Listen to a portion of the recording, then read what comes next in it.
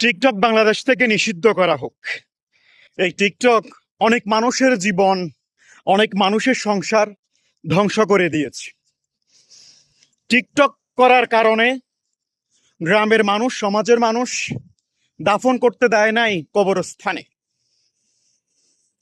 আমাদের মা বোনদেরকে এই টিকটক করা থেকে বিরত রাখতে হবে।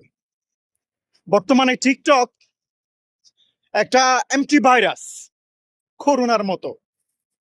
ঠিক আছে, এই টিকটকের জন্য অনেক পরিবার, অনেক মানুষের লাইফ শেষ। কারণ শয়তান আমাদের শিরায় শিরায় হাঁটে। টিকটক চালানো অপরাধ না, সবাই চালাতে পারবে, কিন্তু মেয়েদের, যারা টিকটক করে মেয়েদের মধ্যে, আমি বেশিরভাগে দেখেছি তাদের মধ্যে একটা প্রবণতা আছে ভাইরাল হওয়ার। কিন্তু এই ভাইরাল হওয়ার জন্য বিভিন্ন রকম গ্রুপে অ্যাড হতে হয়, অনেক মানুষের সাথে কথা বলতে হয়, তার উপর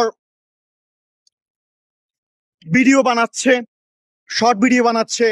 নিজের শরীর, নারী খুব মূল্যবান জিনিস, নিজের শরীর দেখিয়ে, নিজের সৌন্দর্য দেখিয়ে ভাইরাল হওয়ার জন্য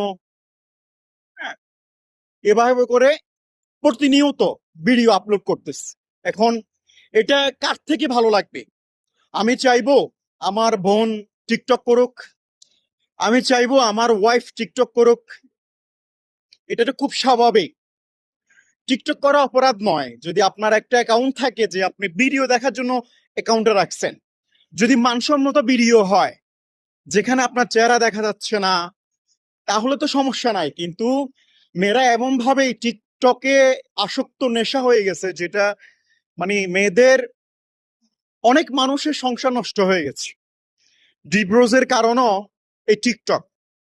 হাজবেন্ড মানা করতেছে তুমি টিকটক করো না, কারণ টিকটক করলে তো ভালো কথা, সেই টিকটকের পরে এটা করলে ভালো কথা, কিন্তু টিকটক করার পরে বিভিন্ন রকম মানুষের সাথে যোগাযোগ করতেছে, কথা বলতেছে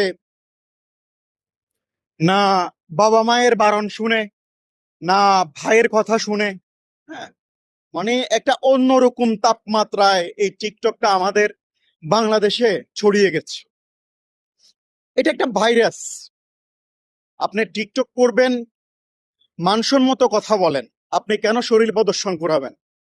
শরীর প্রদর্শন কেন করবেন? এজন্য আমাদের মা বোন, পরিবার